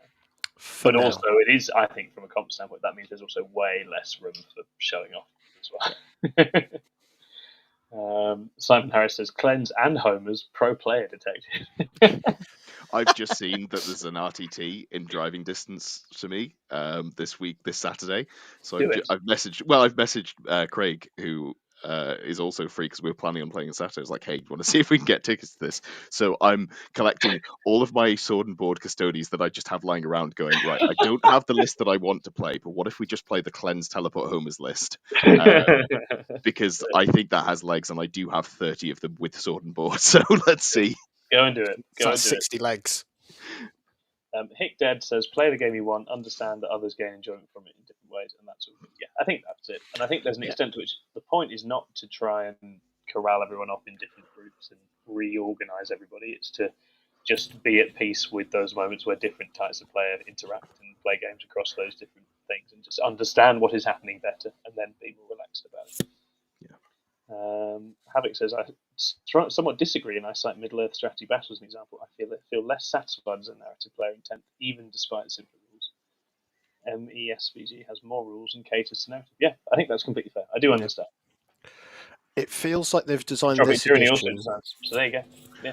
They've very much designed it to to kind of give you a game system for your average, sort of the big majority that they think there is, whether that is the big majority. So the kind of top end competitive is a very small percentage of their player base. Mm-hmm. So not keeping them 100% happy isn't necessarily their biggest goal as a company. Perhaps it's that big fat middle you want, right? If they're all happy and engaged and buying, that's where the company's making money, right?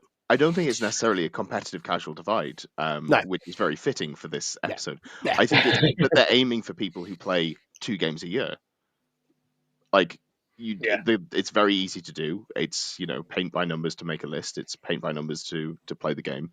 You can, if you play this game, Beer and Pretzels, without, setting up narrative campaigns or something, you play once every 6 weeks or something with your mates in the garage when you can get an evening away with a babysitter or whatever. I think this set of rules is really good for you. At the start of 10th, I described it to the Games Workshop manager as great if you play 3 games or less a year. Anything more than that is like eating broken glass. And they have absolutely improved it. So it's not quite that bad, but yeah.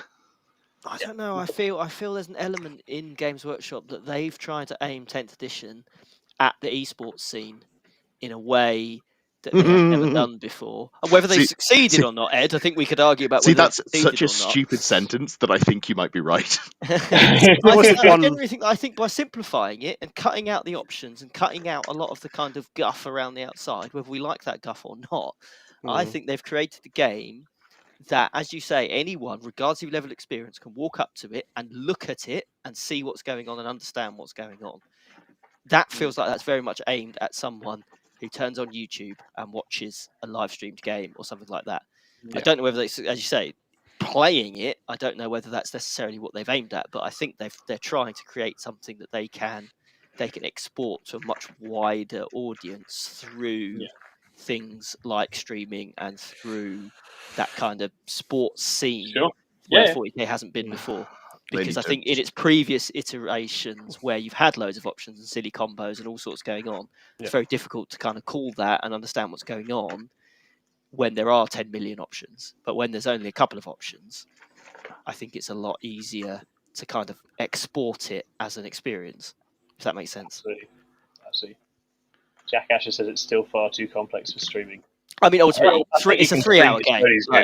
It's a shit spectator sport. Yeah, and exactly. They need to do something else if that's their aim, if they want to get on big screens. The game would need to play in 45 minutes, and Dota not Combat Patrol, League of Legends, and all the other big esports. If that's what they really want to do, it needs to be 45 I did a little bit of casting in 9th edition, which was great, and I had so much fun. You know who I think enjoyed me casting? Me. Did any of the viewers particularly get anything from it? Probably not, just because they're like, either you can understand what's going on. Yeah. No, it's not even that. It's like you can either understand what's going on by looking at the models and what's happening and hearing the players, or why are you watching it? Yeah. So it's like, did I add anything? No. Did I have a great time? Fuck yeah. Mikey, hit me up again. I'd love to do some more casting for you.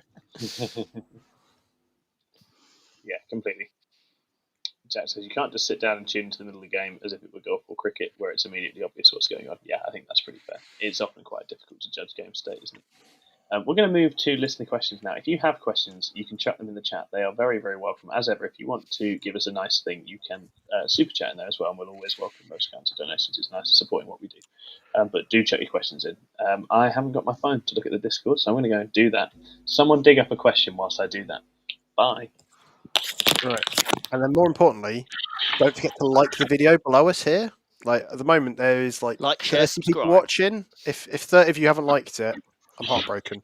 So, Guys, only X% of our viewers actually subscribe. It would really help us out. Grow this community. If you could click the buttons, do the thing, ring that bell. And give us some money, ideally. This is the YouTuber does the plug sarcastically to make him seem more relatable angle. I hope it worked. Right. One of us. So the first question that's in the Discord, that it's actually quite a good one actually to have today, is given on it's T Marty Party in brackets Thomas. Given how much competitive Warhammer is reliant on volunteers, is there an expectation that top level players give back to the community in some way, e.g., organising events, TOing, teaching new players how to play? If there isn't this expectation, should there be? And then I think he went on to clarify. Yeah, I asked him a follow-up question on that because I was interested in what he thought about where he thought the kind of volunteering aspect came in, and I think he notes talking about TOs that just run events for fun and not there from a kind of business perspective. The idea that a lot of TOs seem to have people helping them out, which clearly you need, and sometimes that they get referred to as volunteers at the start of an event when we're kind of shouting everybody out and things like that. So I obviously clearly have some opinions here. I personally don't think there should be an expectation that top players should be volunteering. I don't think people should be forced to volunteer. I don't necessarily. I think if you're being forced to volunteer, I don't necessarily think that creates the right atmosphere. But I think it is important that we all do think about how we give back to our communities that we're part of. However, if an event is there to make a profit, so take Zach events, take my events do make money, we should not be having volunteers at our events if we're making money out of them. So if I'm making a profit out of my event, anyone that helps me set up or helps me tear down or makes teas and coffees all weekend is either paid or given free tickets or do commission painting for. We work out an agreed value and that's then delivered. So Matt, the guy that helped me set up on Friday, he got a ticket for the event for free. He gave him a couple of hours this Friday, and he got his event ticket completely for free. So we argue whether that's a fair deal or not. I don't know, but that's You're how making I've it really always done hard for me to come up with a counter argument to you. Hold on. I just don't think it's appropriate for any TO. And perhaps I don't know whether I'm putting myself out of him or not. No. The economics on this are all far too sound and well thought out. It's not going to suddenly start being an arch capitalist. Let me reread Das Capital. I'll get back to you in 2 hours. So I think you go, John. You go. So I was going to say the only reason I think kind of a community leader or someone that's kind of leading kind of a group should maybe get involved with running events is purely for them maintaining and building their local community. Yeah. So less about a profiteering, running it as a business thing, but more if you're liking your established clubs just picked up Wargaming and like specifically 40k, for example, and you want them to play that, the best way to get them engaged and playing it more often is to make them play 3 games or 5 games across a weekend. So it's to everyone's benefit. So I think in that scale of things, rather than being the top players, like someone winning a super major, they don't owe anyone. They paid their ticket price. But if you're your local guy and some of your guys are enjoying playing a Crusade, but you can see that they're all kind of biting at the ankles of almost bringing net lists, that's then when you have that conversation yourself, maybe we should be trying to explore the competitive angle. Yes. And that is in its nature. And I think that's where communities can grow. And then as a result, people actually maybe play the game they want to. I do think there's something, and we have sort of talked about this at the start, but there is something very genuine in the sort of grassroots element of this as well, though, and I do think that matters. And that's kind of with this whole going to one small event for every big one I go to, that is something that for me is all about that. So I was looking back on, well, in a few years, I've gone from playing down the road at a local place to being on this mad UK circuit where you go to all these different places. Yeah. And that journey's been really nice, and I've enjoyed all the different steps of it. But I think the way, as far as I can see, there is a very real risk if the top bit of that circuit eats all the rest of it, and people don't have those smaller little events to go to, and the smaller community base dies off or withers. I don't want that to happen. So I think that's something where I guess, like with any tiered system in terms of the size and scale and money of a system, you have it with football, you have it with all sorts of sports, where that's where, if we have a responsibility, I think it is in making sure those other steps of that circuit continue to function and to thrive, because we want new players to have places to go where they feel welcome and they can get started. A lot of new people are very daunted at the idea of going off to a 400-person event in Coventry for their weekend, but they might very well go down the road and go to a nice hall in Saffron Walden and play against a bunch of nutters down there, right? So I think that's nutters being the operative word. Yeah. How many beers by lunchtime was it for a couple of players? God, yeah, we have a few squaddies in our local area, so I thought they were very well behaved. Tube out. They were honestly, you can't see anyone drink beer like the British Army. So quite terrifying. Yeah. But I mean, I think your point on your local club, I think every single local club that I'm ever aware of that isn't based in a shop is entirely reliant on volunteers to set up those events, run those every single week that everyone shows up to play games, all run by volunteers. It's all managed by volunteers, all the finances done by volunteers. So those entire kind of local club environment that, Tom, you relied on to get to where you are now, or to get you started, is entirely run by volunteers. So I think if you're in a position where you have the time and you have the inclination to think about giving something back to the community that's taken you to where you are now as a player, i.e. people in our chat going to events and enjoying that sort of thing. If you have that time, you have that inclination, you should definitely get back in touch with your local club that started you off, or that you still go to on a regular basis, and say, how can I help? Can I do the setup once a month or something like that? Because I'm sure there'll be people who run those clubs that turn up at 6 o'clock every Wednesday and don't go home till 11:30, midnight every Wednesday, getting tables out, getting boards out, so that other people can come along and have fun at their little clubs. So I think anything you could do, if you've got the time, obviously I don't want to force people to do things, but if you've got the time, then definitely do it. And that's the sort of thing where success breeds success. So we've kind of done it a bit backwards in Saffron World, and the success of the Saffron Slam has created a community that now warrants a weekly club. So but that's every other week, so we meet every other week now. And if it works, it works. Yeah, 100%. And players are bought into that, and I think we've got 10 players coming on tomorrow to come to our second club night, and that's going to go really well. I'm a bit annoyed you put it on Wednesdays, because that clashes with Sons of War here. That's very annoying. Yes, we did. Was that the Cambridge Wargamers? Shut up. I love it. Right, John, what's our next question? Because every time I look at my phone, my internet struggles. Right, so Team Marty Party had a follow-up with Manny's winning custodies list. What leaders would you pair with which squads and why? I think Connor fielded it, but advance and charge guys go on the big slabs of 4 up, feel no pain, because you're just going to yeet them in the middle straight away, and you want to do that, and being able to advance and charge helps with that general plan. That list shoves itself straight at you, pops all its defences, and then runs you over if you don't kill it, which, spoilers, you don't. Yeah, I had that on Friday, a similar list, and it was not fun, because it just sits there, and even if it doesn't kill you, it kills you quicker than you can do anything to it. Yeah, unless you're really prepared. Johnny in me just dies a bit inside when it conceptualizes a list like that, but it is incredibly effective. Yeah, especially if you spike your saves. Oh God! Don't. The easy answer is all of the characters go in all of the Warden bricks, of which you run 3. So you run 3 characters, and then you run Kyria Draxis, who is here, and she goes in a squad of Guardian, because she then gets to reroll all wounds and double tap once per game. So very fun. Yeah, very, very fun. Sweet. What's the next one? Then we got Ultimate Funk has said, when do you think it's time to move on from a list idea? So let's say you've played a couple of test games and tweaked it a bit, lost 80-60-ish into solid matchups. Is there a point that you should move on from that archetype, or is it more nuanced? If both results are 90-20, would you definitely bin it? That's a really interesting one. Anyone want to go first?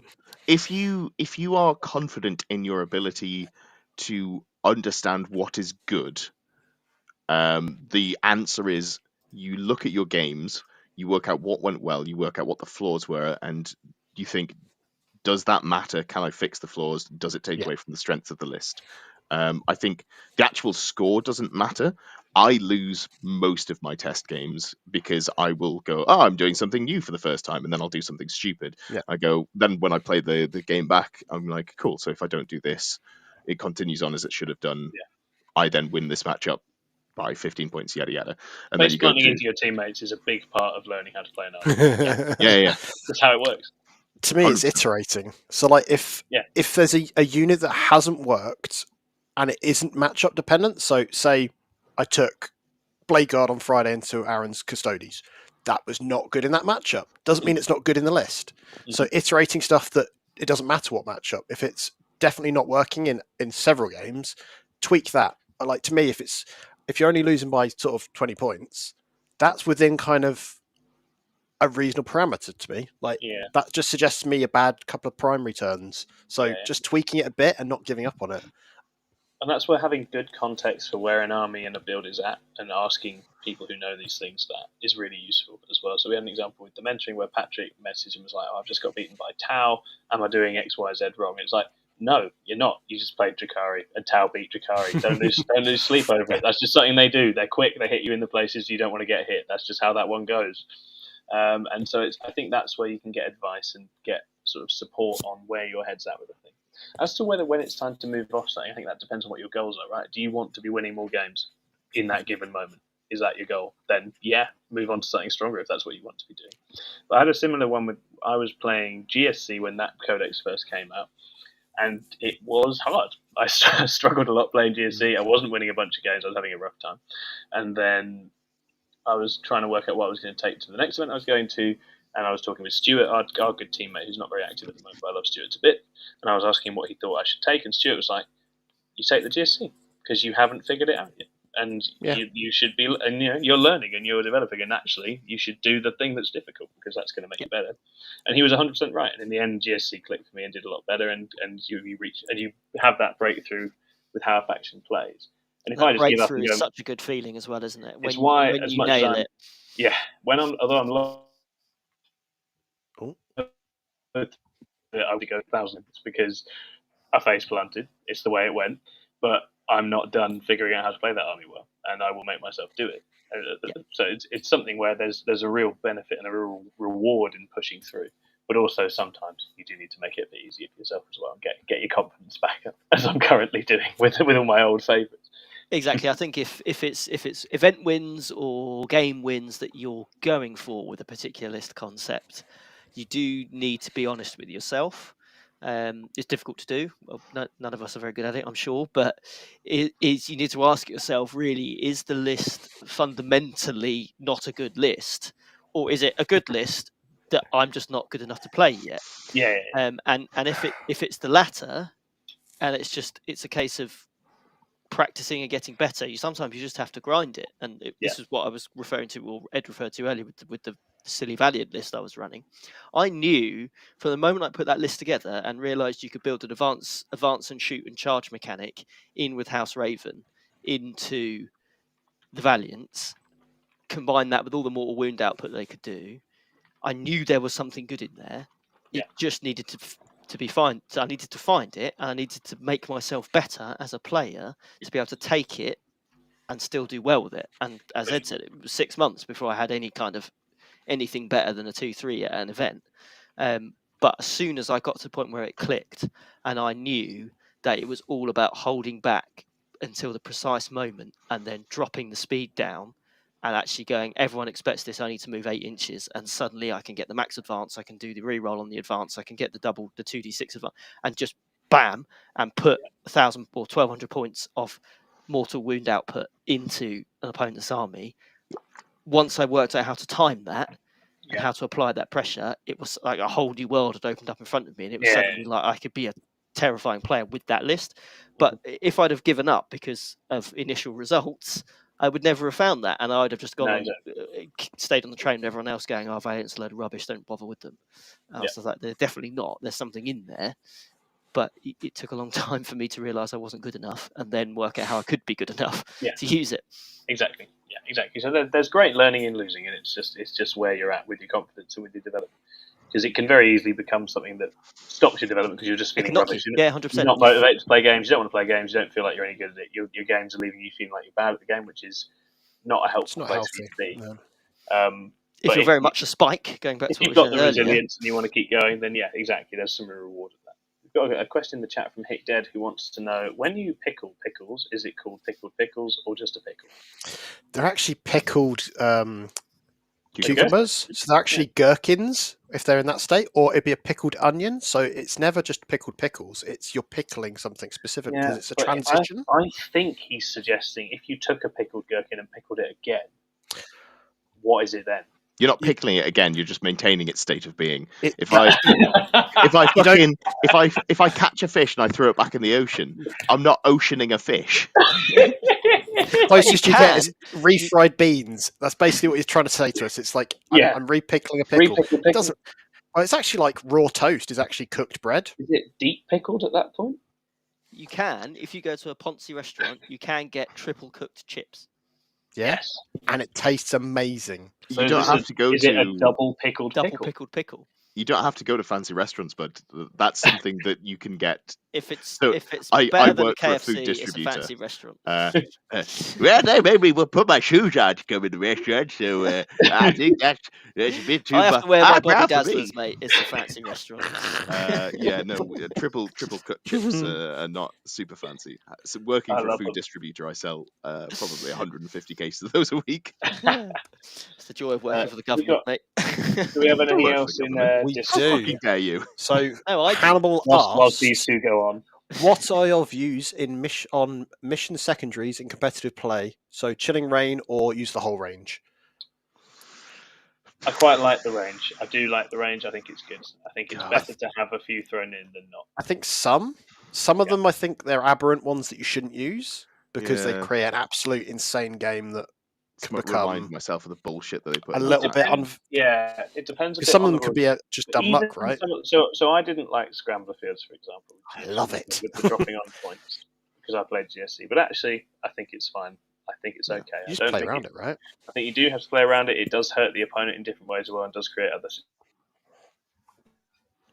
Yeah, so like targets of opportunity where you get extra like points. The expensive CP reroll one.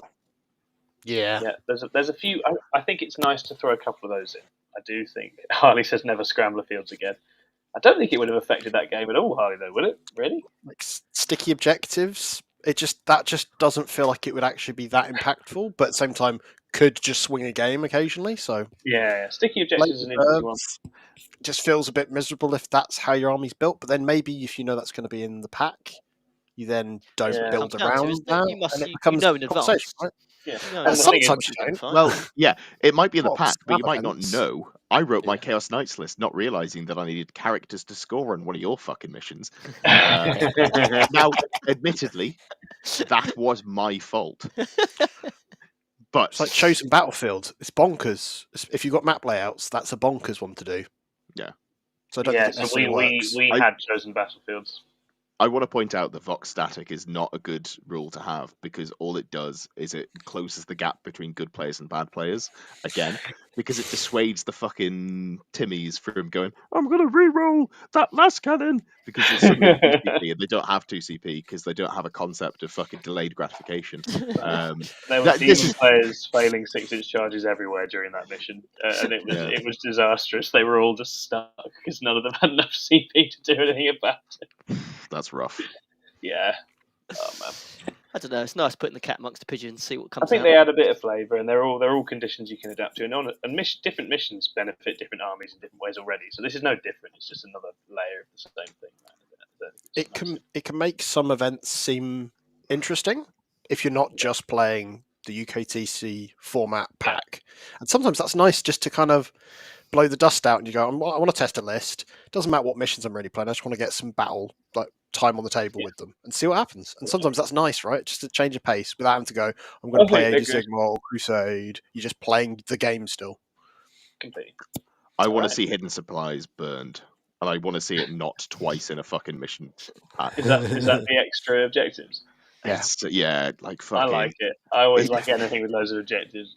It's not a similar argument we were making earlier, where if 10th edition is supposedly simplified, we liked the complexity, yet we aren't happy that they've added some complexity in terms of the kind of secondary missions bit. Is that? Well, But I mean, they're I not can well-rounded, I think's fucking the go argument. to an online thesaurus and just add nonsense words that kind of vaguely work, and I've made my sentence more complex, but it's a dog shit sentence. Yeah. Like, complex or simple doesn't mean good. You remember their tagline, simplified, not simple? It's not. Sure. I don't know where I'm going with that, but I'm just... Yeah. Yeah. There's definitely work to be done there. And then Highfleet Phil has got a question, which is Well rounded how out, took do you control. approach an army End. or detachment that you haven't played or practiced against? So my normal approach is shit the bed and lose the game where I shouldn't have, because I'm just like, oh, that's the thing I shouldn't have done. The reality is, take some time at the beginning of the game and think about it, right? Like, let's look at it and go, right, what do I not want to do? And the classic one is the first time I played World Eaters in this edition was at our Christmas Invitational. I put my first unit of scouts just down in a ruin, and Chris went, they should be on that line. And I went, oh shit, of course they should be. And then I remembered how you're supposed to play against World Eaters. But it's those simple things, like give yourself 5 seconds to think about it and not just do what you do on autopilot. And actually, especially if you're on a clock, just take your time. Just think about it. Yeah. So you've got a range of choices in the context in which this happens. I think Highfleet matters a lot, right? So if you're doing this in the practice, and if you're playing against a mate that's bringing an army you've not played against for the first time, I say just let them do their thing and find out what it does by playing into it, and have a good time and learn. And probably you lose because you don't know what it does, but maybe not. And I think that's absolutely fine. If you are suddenly paired into this at a round or an event, then get help, get advice, ask someone. You will have friends that know and can advise you very quickly about Get help. Like, literally do. Don't don't style it out and just go in. It'll be fine. If you're in a competing setting, get the advice of those especially around you. Teams format. It can be really clutch. It can be really big, and try and do a little bit of prep on the ground. But I say in general, the fun thing to do is get caught out by it and lose. You learn so much. And then you know what not to do next time. I know what I try and do really in those situations. If I'm not quite sure of like how much damage something does or what its reach is, all those kind of questions. If it's just not 100% clear, because I don't know, I find asking my opponent questions at the start doesn't go into my head quickly enough to kind of register it. Is overestimate what your opponent can do.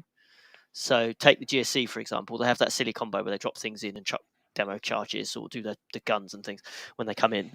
Do the shoot. They do the shoot when they come in, makes a mess. It's like, well, I assume they're going to be able to drop in and immediately kill the Storm Surge or immediately wipe out Ghost Kill or whatever it happens to be. So I plan around that. I plan on based the assumption that they can drop in and immediately kill the biggest thing in my army, which would be really frustrating if it happened. So I was like, okay, well, make sure that doesn't happen. And then when they do drop in, they don't quite kill the thing because you overestimate it. It's like, cool, I have more resources than I thought I was going to have. I was taking this game thinking I was going to lose X, Y, and Z. I'm actually now got those things. This is easier than I thought. It's better than that than underestimating what your opponent can do, preparing for the and worst. finding out the wrong way. Yeah, absolutely. Completely cool. Right, anything else? So we've got 2 more questions. This one's a 2-parter. So a question from Harley, which was, how happy did Haywire Scourges make Tom this weekend? Very with happy. A follow-up part from Connor saying, how sad did that make Harley? Okay, so for context, Rob, Kimpton and I have been plotting and designing Jakari lists since we got the new detachment, because we both enjoy doing that and we've both been bouncing ideas off each other. One of the points of contention was that Rob really likes Haywire Scourge, and he likes them specifically because you've got something that if you hit like a monolith or a land raider, you can put some damage on it and get around things that Dark Lances struggle with. So for that specific reason, I yielded to Rob and was like, I will take some Haywire Scourge in the list. That was their job.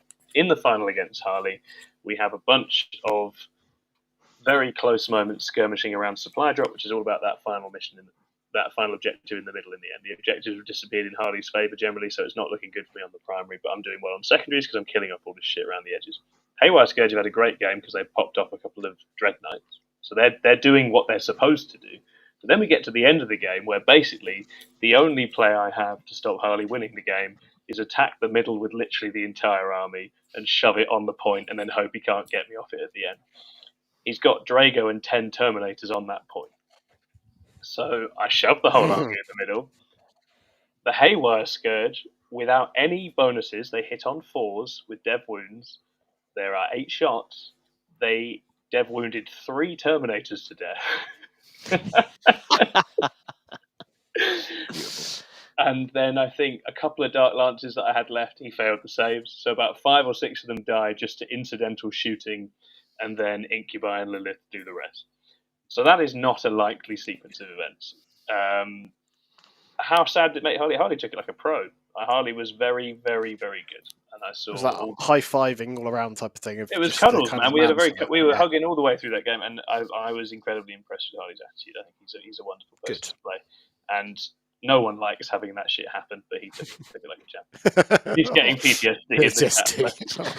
I couldn't quite believe it. There were just the 3 6s there when you roll the wounds, and you're just like, what on earth is going on? Absolutely nuts.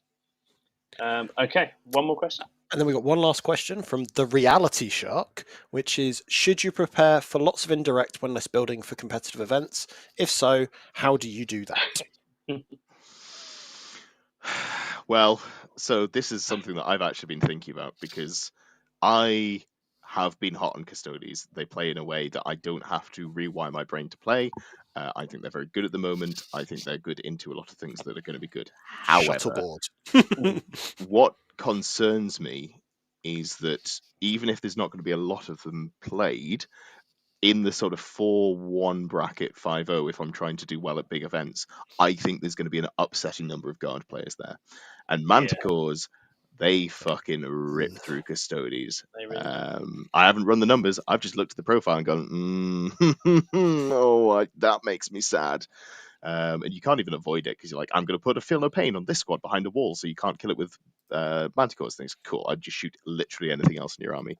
Yeah. So that's genuinely maybe pushing me away from playing Custodies and maybe going to playing Hypercrypt Necrons. David Gaylord's just put a smiley face in the chat. You bad man. You absolute hero. He's hiding there in the background there, just waiting. He was just waiting for guard. If I get to play Dave an event again, I hope I'm playing Hypercrypt and I'm not playing Custodies. That's definitely where I'm falling down on that one. I haven't even really thought through the matchup yet, but I've been writing some Hypercrypt lists and going, maybe this is better. There's more skill expression as well. I've become quite a lazy player because I've been playing War Dogs and Necrons, so I need to do what I did in 9th edition and reset my brain by playing something like knife fighting Tau and just get back to playing better, honestly. I think the one key difference, if I know I'm playing into a lot of indirect, when playing my list, I try to avoid putting just one unit on a point.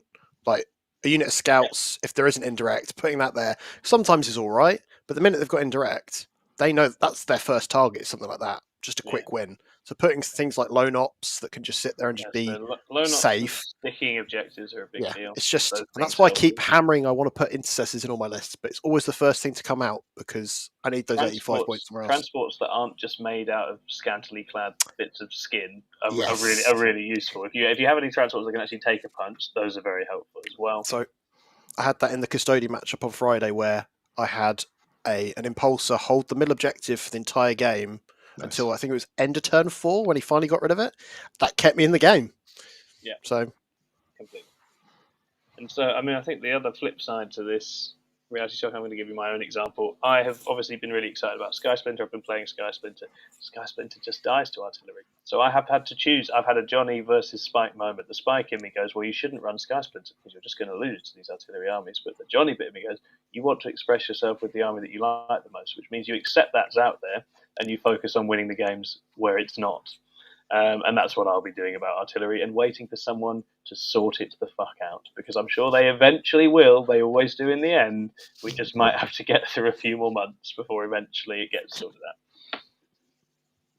out. But in terms of the types of artillery to look out for, Manticores, Basilisks, D-cannons for Eldar are back. Possibly Night Spinners if Nassim has his way. He's writing some lists that make me want to vomit at the moment, but we'll see. Hold on. Nassim, who plays Guard very well, is gone, Guard are maybe the best army in the game right now. What should we play? Not Guard. Just loves artillery, that boy. He's just looking for as many different ways to express. Turns out he's the Johnny as well. it's his calling card now. Yeah.